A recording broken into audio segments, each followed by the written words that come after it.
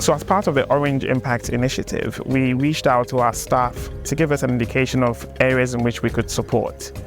Duose came about as a result of a referral from one of our own members of staff in Wa Branch, who was from the community, who told us the challenges under which the children were learning. This included learning in mud huts and also under trees. Our staff members undertook the due diligence and identified the fact that these were challenges that we could address.